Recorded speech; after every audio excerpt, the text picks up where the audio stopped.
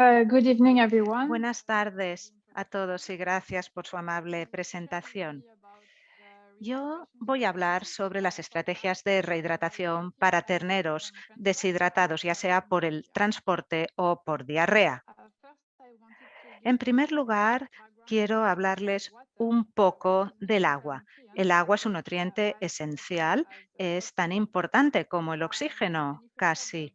Y si nos fijamos en la composición corporal de los terneros mamones y terneros adultos, vemos que el agua representa el 70% del peso corporal total. Y esta agua se divide en dos compartimentos. El primero es el volumen de líquido intracelular, representa todos los líquidos dentro de las células, y tenemos el potasio, que es el que mantiene estos líquidos dentro del cuerpo. Y luego tenemos el volumen de los líquidos extracelulares, que son los líquidos fuera de la célula, y este compartimiento se mantiene en el cuerpo a través del sodio. Y el resto son tejido y huesos, que representan el 30% del peso corporal.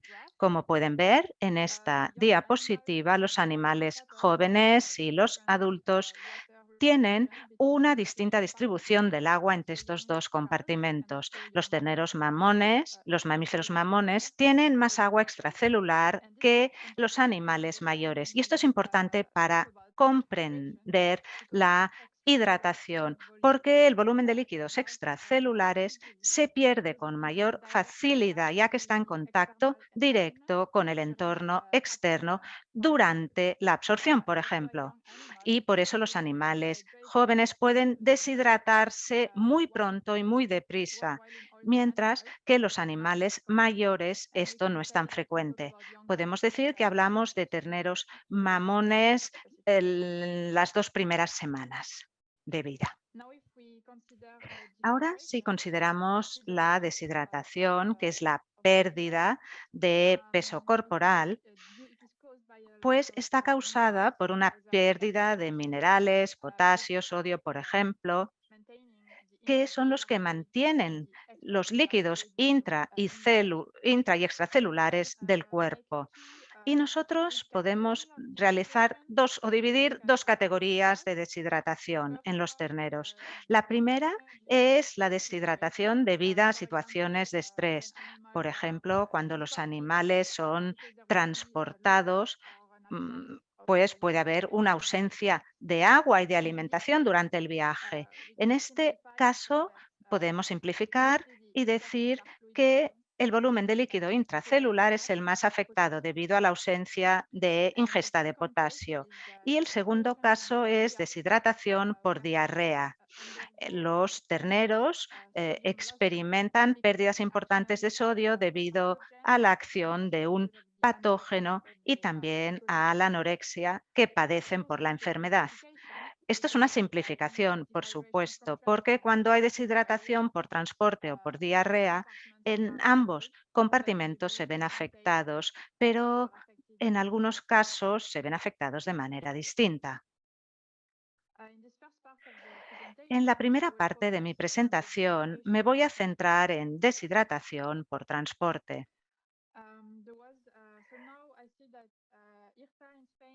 IRTA en España y también otros organismos en Canadá están investigando mucho para investigar cómo manejar a los terneros transportados, a los que van a granjas de vacuno, para ver cómo manejarlos durante el proceso de transporte y también a la llegada al cebadero. Este es un experimento, de hecho un estudio de cohortes que se realizó en Canadá con unos 4.000 terneros en su primera semana de vida y fueron transportados a diferentes granjas. Los autores estudiaron estos animales y vieron cómo llegaban al cebadero. Vieron que la mortalidad en el cebadero era del 7% y el 42% de los animales fallecían en los primeros 21 días. Y la supervivencia en el cebadero se correlacionaba con el porcentaje de deshidratación a la llegada y también relacionado con diarrea. Solo el 17% de los animales deshidratados, de hecho, padecían diarrea. Y llegar deshidratado al cebadero después del transporte afectaba a la supervivencia de estos animales. ¿Qué sucede, por lo tanto, cuando estos animales pasan por un proceso de transporte? Padecen estrés, ese estrés puede llevar a un aumento del cortisol y eso lleva a diuresis de sodio, se pierde sodio, se deshidratan, porque el sodio mantiene el volumen de líquido extracelular. También pierden potasio porque se producen cambios entre los dos compartimentos de líquidos, pierden sodio y potasio en sangre y debido a esto el volumen de agua corporal disminuye. Así que hay un menor volumen de sangre y la concentración de lactatos y proteínas totales en sangre aumenta. Y además de esto, si nos fijamos en la diferencia de iones fuertes o DIF en el plasma, que es la diferencia entre sodio más potasio menos concentraciones de cloro, vemos que puede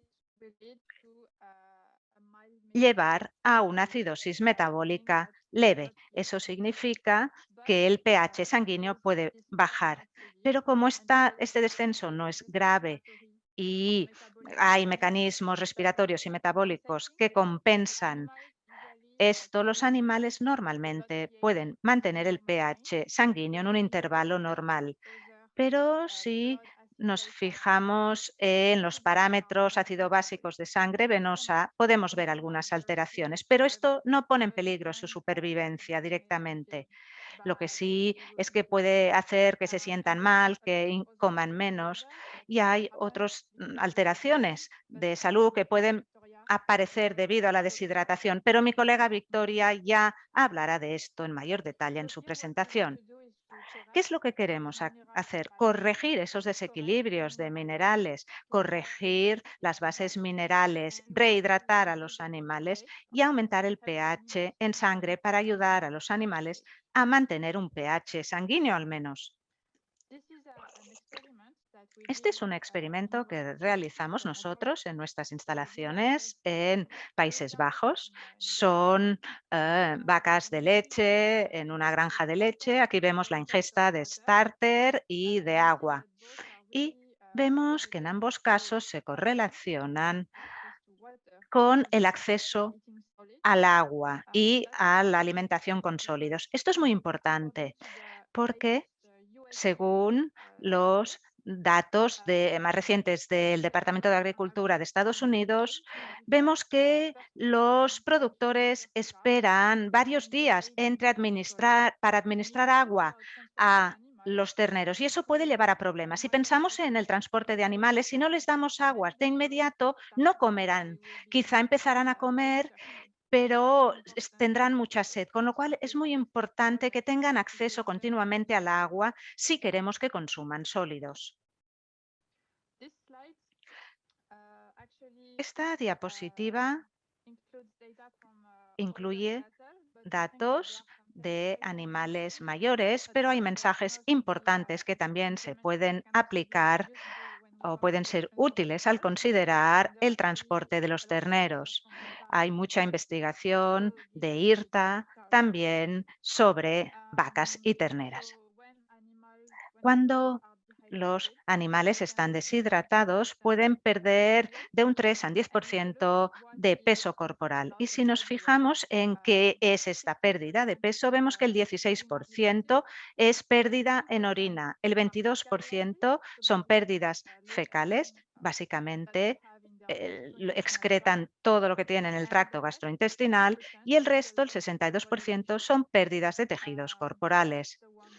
Así que esto es lo que más nos interesa. Y vemos que la pérdida de peso corporal es más grave en las primeras horas del proceso de transporte. ¿Qué es lo que influye en esta pérdida de peso? En primer lugar, la temperatura ambiente, la sed, esto es la restricción de agua, los animales se deshidratan. Luego, la manipulación de los animales también es importante y el temperamento de los terneros, porque si están acostumbrados a que se les maneje con suavidad, no tendrán tanto estrés. Como ya he dicho antes, el estrés en sí agravará la deshidratación. Y algo que es muy importante, creo yo, es que se demostró en ganado adulto y también en terneros recientemente, es que lo que importa es durante cuánto tiempo se les priva de agua, porque cuanto más, durante más tiempo se les prive, más o peor será la deshidratación.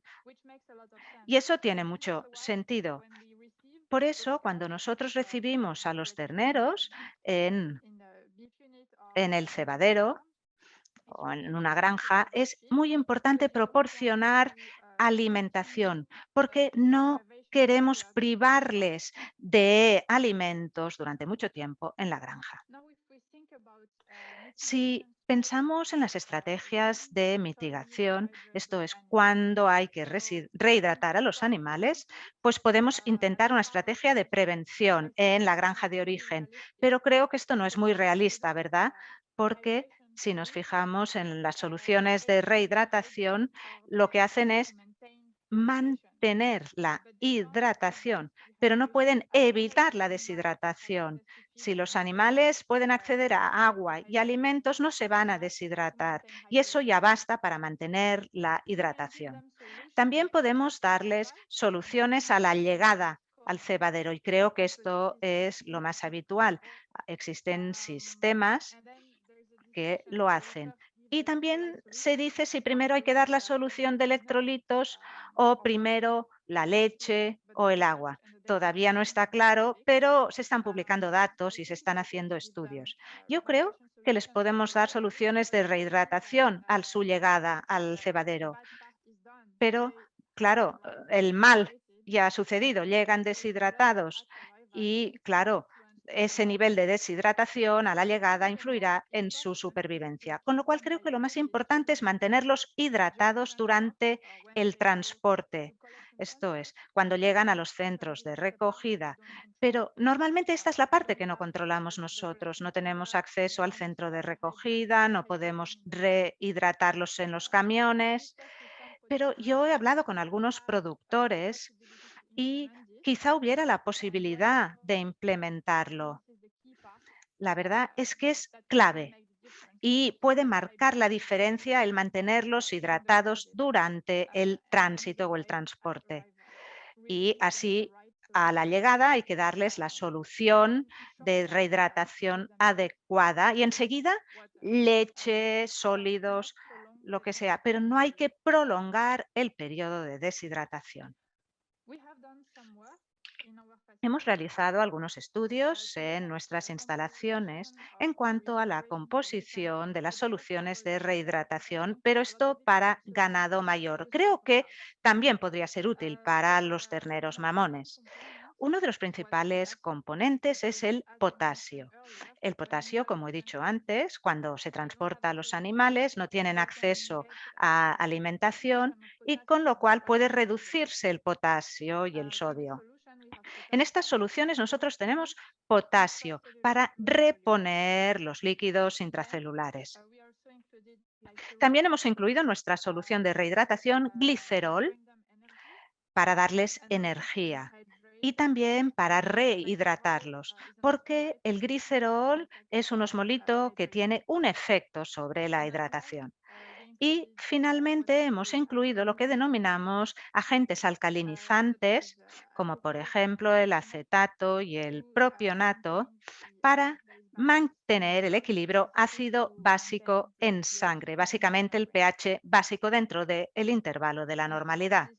Y, por supuesto, esta solución también contiene sodio, así como otros minerales, pero ese no era el objetivo de nuestro estudio.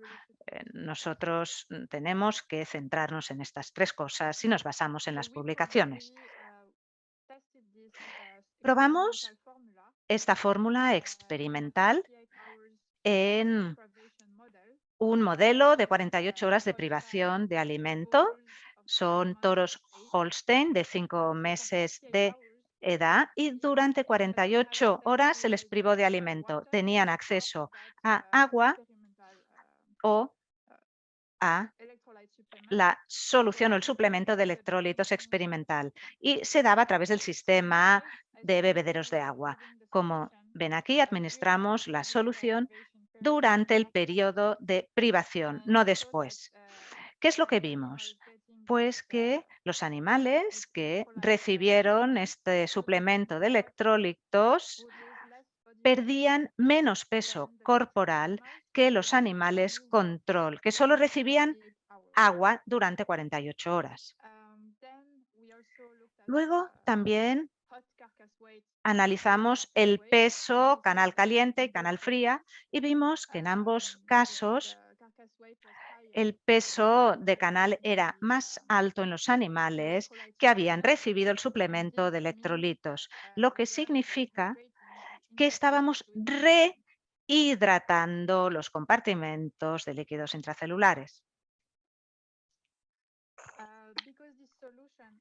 Dado que esta solución también contiene ácidos bases y propionatos, pudimos mantener el pH sanguíneo. Y lo que es interesante y que muestra esta gráfica es que a las 24 horas de privación de alimento, esto es el día 1, a la izquierda, pH sanguíneo, vemos que el pH sanguíneo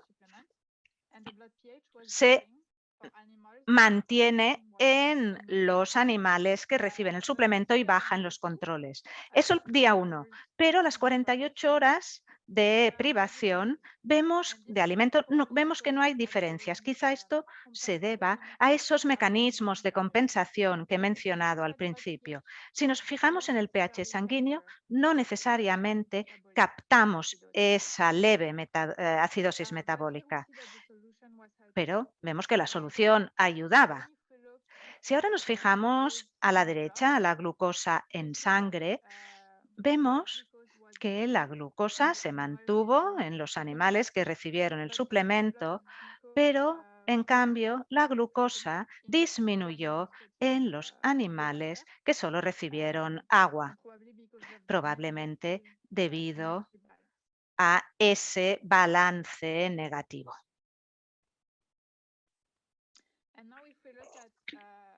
Y ahora podemos ver otra manera de administrar la solución. Aquí trabajamos con mm, ganado charolés de 6 meses de vida. Ellos reciben el suplemento no durante el transporte, sino a la llegada. Esto es distinto de dar el suplemento durante el periodo de privación de alimento.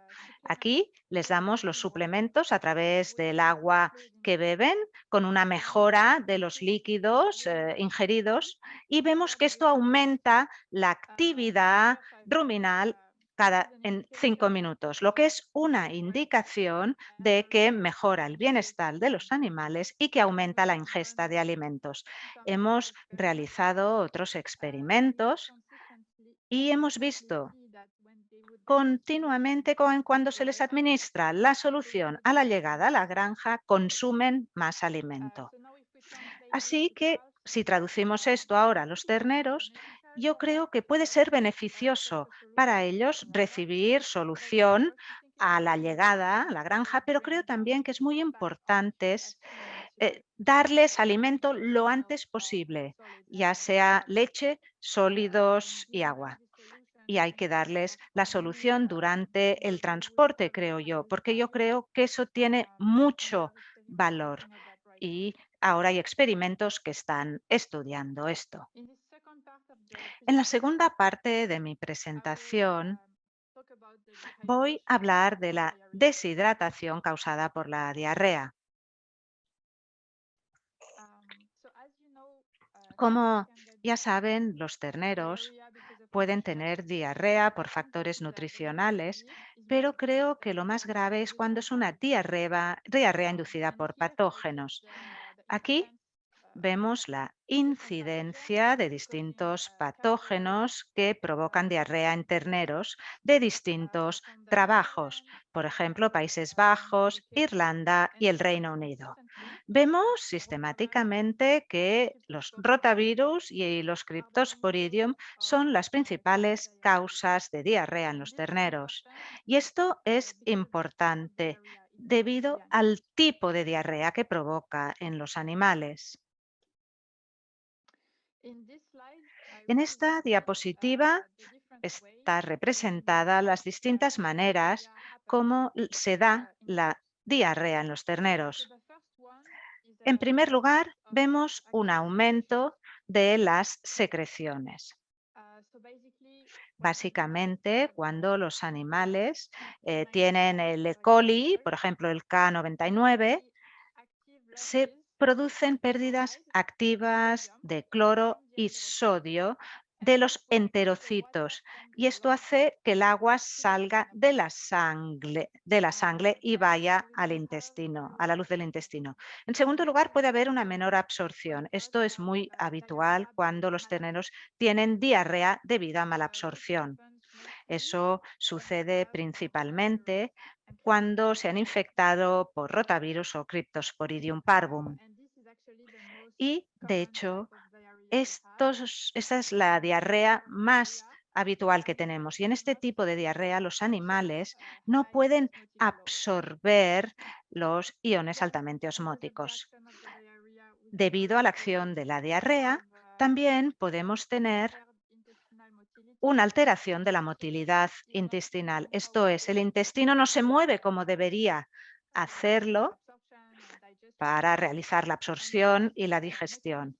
Y el último mecanismo, el cuarto, es un aumento debido al aumento de las secreciones, a la menor absorción, el contenido de los intestinos puede ser hipertónico y debido a esto el agua de la sangre puede excretarse. Así que no necesariamente vemos los cuatro mecanismos en todos los terneros con diarrea, pero en función del patógeno tendremos una idea de qué es lo que sucede y qué es lo que causa la diarrea.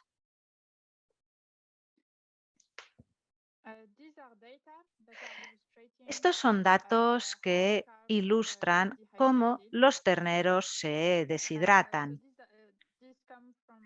Estos son datos de un artículo publicado en 1972. Son experimentos que analizaron cuánto sodio se perdía en las heces de terneros sanos y con diarrea.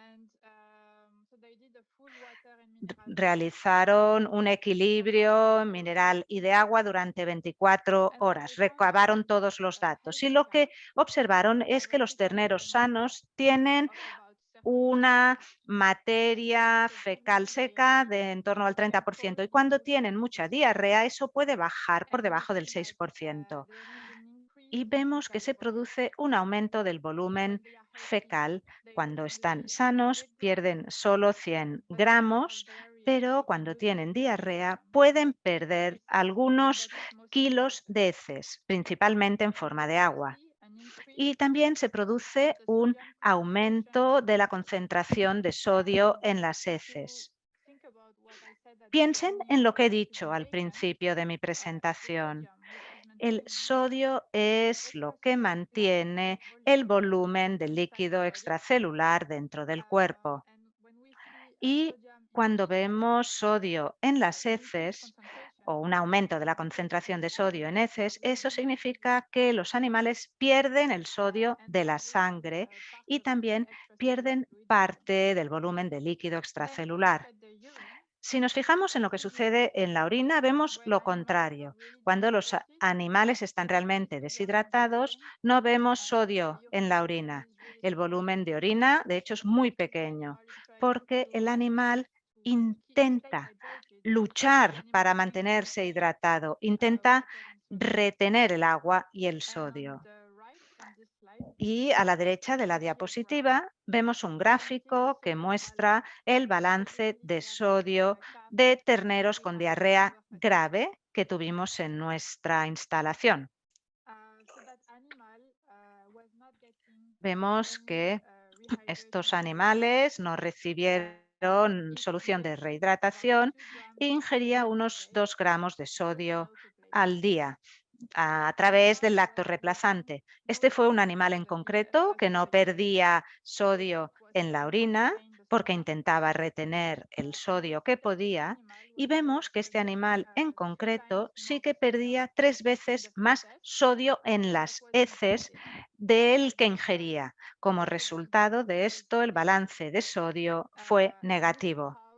Y así es como se deshidratan los animales, porque el sodio que se pierde por las heces viene del compartimento de líquido extracelular de la sangre.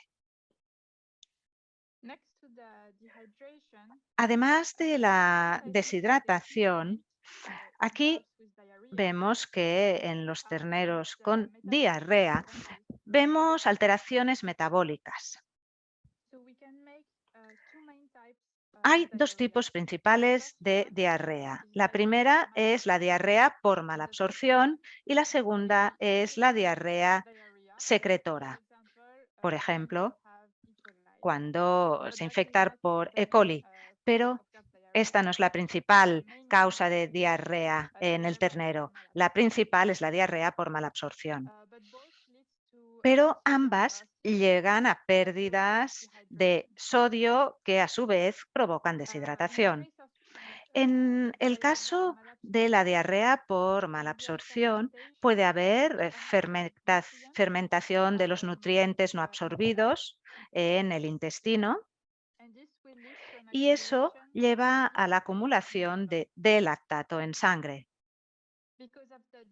Debido a la deshidratación, se producirá una disminución de la perfusión en los tejidos y un metabolismo anaeróbico, lo que lleva a una acumulación de L-lactato en sangre. Y en ambos casos se puede haber pérdida de bicarbonato en heces y el riñón no será capaz de excretar hidrógeno. Todo esto no necesariamente siempre está presente porque depende del patógeno causal, de lo enfermo que está el animal, pero algunas de estas reacciones pueden llevar a un descenso del pH sanguíneo y podría llegar a ser grave, con lo cual muchos terneros que mueren de diarrea mueren debido a acidosis metabólica, porque se sienten deprimidos, físicamente deprimidos, porque la acidosis hace que no coman sólidos, que no beban leche y entran en colapso.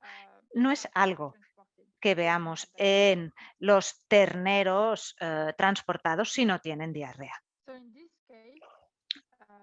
En este caso, si nos fijamos en soluciones de rehidratación para diarrea, vemos que son distintas que para los terneros transportados. En este caso, necesitamos aportar más sodio porque tienen pérdida importante de sodio.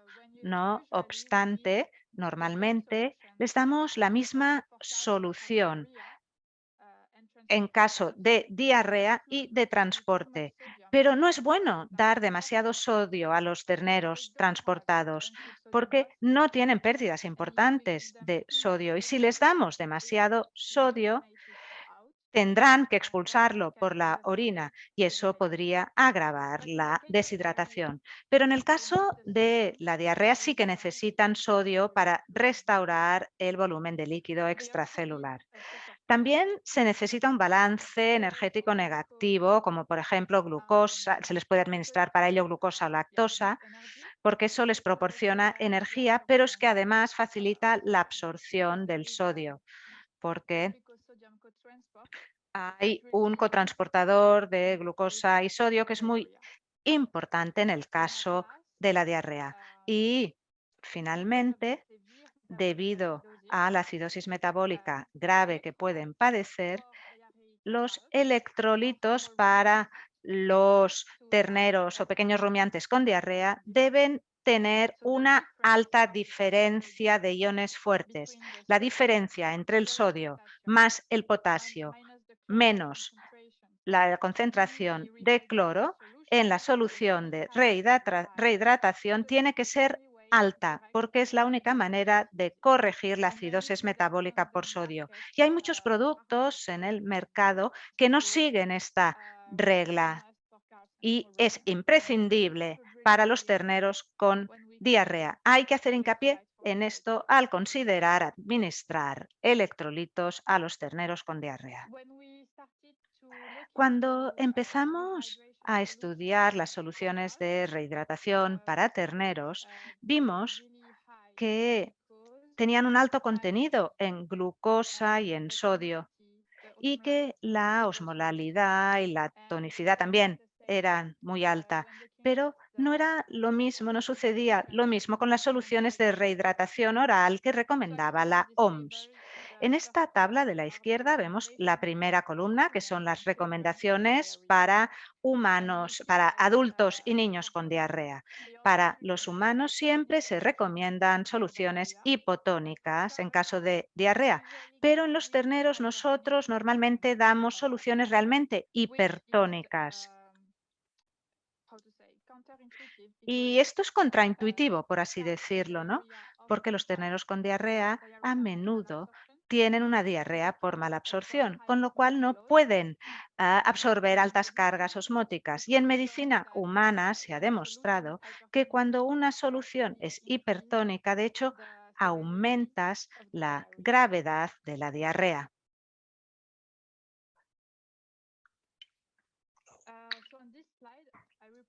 Aquí vemos las pérdidas fecales de sodio en niños con diarrea causada por distintos factores. Vemos las pérdidas de sodio en miligramos por kilo de peso corporal al día, porque así lo podremos comparar. Vemos que los niños sanos pierden casi no pierden sodio en las heces y lo mismo sucede con los terneros. Cuando tienen el rotavirus, pierden aproximadamente 60 miligramos por kilo de peso al día. Cuando tienen un E. coli, eso se duplica a 120 y en caso de cólera, realmente es altísimo. Por eso vemos que los pacientes con cólera se pueden deshidratar súper rápido, aunque sean adultos incluso. Pero si nos fijamos en las recomendaciones de la OMS, en las soluciones de rehidratación para el cólera recomiendan solo 75 milimoles por litro de sodio. Pero para los terneros que tienen, por ejemplo, E. coli, que no tienen cólera, nosotros recomendamos entre 90 y 130 milimoles por litro, milimoles de sodio. Para nosotros eso es extraño porque no tiene sentido. Y esto es importante al considerar el transporte, porque normalmente se les dan soluciones diseñadas para diarrea. Y la verdad es que no necesitan recibir una cantidad tan alta de sodio. Y además reciben esas soluciones con mucho sodio y hipertónicas, pero no deberían recibir este tipo de solución. Nosotros queríamos comprobar las distintas maneras de administrar electrolitos orales a terneros con diarrea en nuestras instalaciones para determinar cuánto sodio pierden y cómo debería ser la solución. ¿Qué hicimos? Fuimos a un centro de recogida en Alemania con capacidad para 1.300 terneros. Todos tenían unas 2 semanas de edad y fueron transportados durante 1 a 3 días. Seleccionamos aquellos animales que tenían diarrea, pero queríamos que pudieran caminar y beber ellos mismos. Si necesitaban una solución intravenosa, claro, eso no entraba dentro de nuestro estudio. Así que reclutamos a 72 terneros por semana y los dividimos en 4 grupos. En este experimento vemos 3 soluciones de electrolitos orales distintas. La primera, hipotónica, que incluía lactosa en gris, y esto según las recomendaciones de la OMS en cuanto a la tonicidad y la cantidad de sodio. Luego tenemos una solución isotónica que era igual que la misma, pero en vez de lactosa contenía dextrosa o glucosa en amarillo. La tercera solución seguía las recomendaciones de la medicina veterinaria para terneros. Era hipertónica, pero hicimos que las 3 soluciones fueran comparables en cuanto a D y F, la diferencia de iones fuertes. En cuanto a la concentración de propionato, también, que es el agente alcalinizante, y también en términos del ratio glucosa-sodio. Además de estos 3 tratamientos, teníamos un grupo de control porque queríamos evaluar el efecto positivo de la administración de 5 gramos por litro de suero en polvo.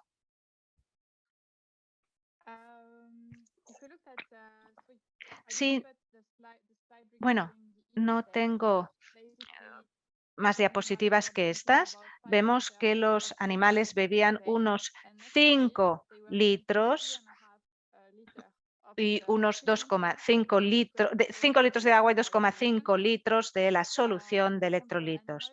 Y a los animales control no les gustaba la solución porque estaba dentro del agua caliente. Y además les ofrecimos acceso a voluntad a agua corriente y bebían como 1 litro de agua al día. Era voluntario.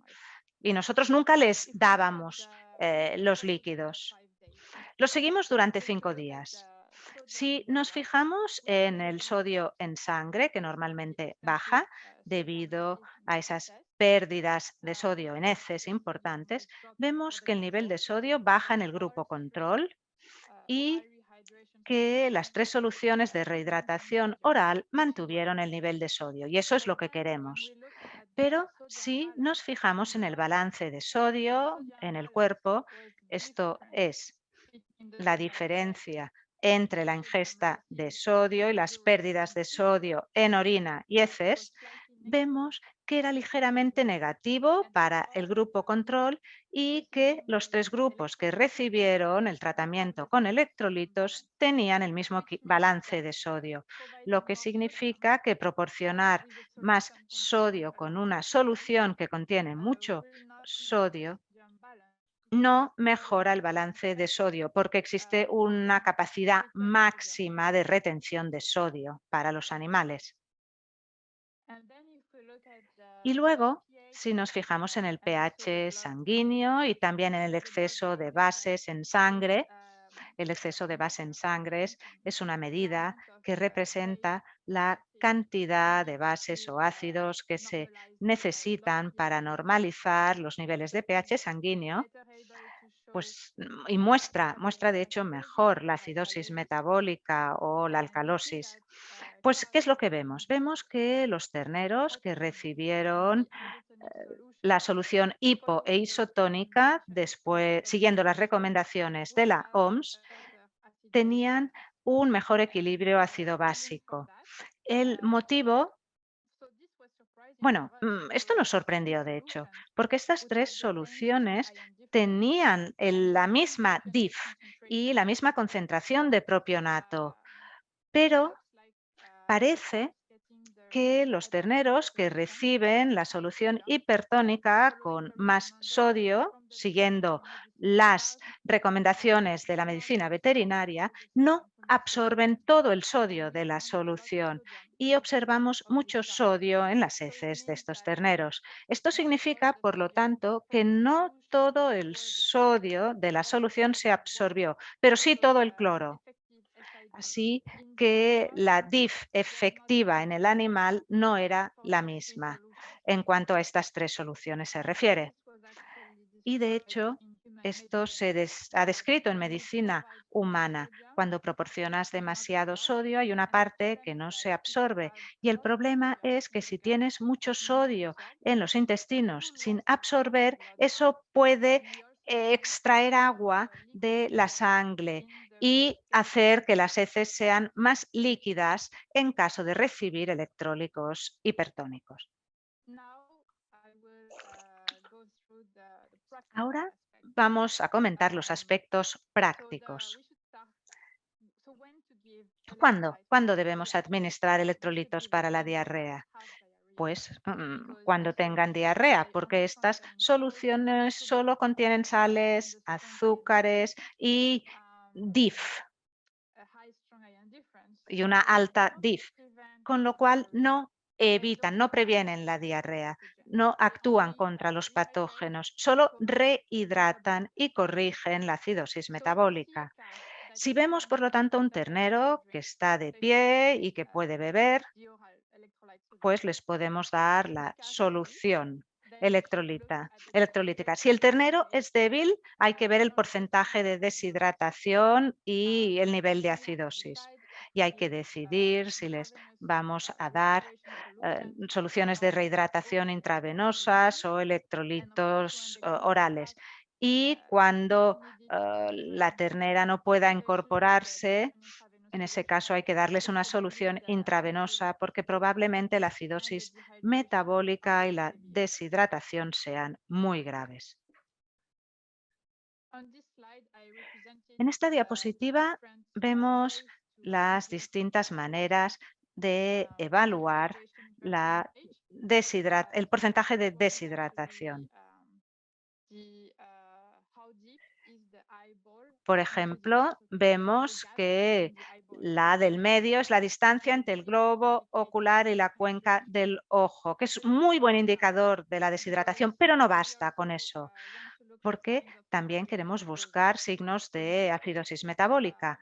En este caso, si vemos que el ternero deja de beber leche, que el animal no se mantiene de pie. Normalmente son terneros que tienen acidosis metabólica. Puede ser por que tienen problemas de lactato y en ese caso es muy importante recibir soluciones normalmente intravenosas. Nosotros recomendamos administrar las solaciones entre las comidas y nunca mezclarlas en la leche. También recomendamos no administrarles esas soluciones en mucha cantidad y siempre recomendamos que tengan acceso a leche y agua corriente. Cuando mezclamos las soluciones en lactorreemplazante o leche entera, la osmolalidad de la solución sube demasiado y esto puede provocar hipernatremia, también timpanismo o distensión abomasal y podría alterar la integridad intestinal.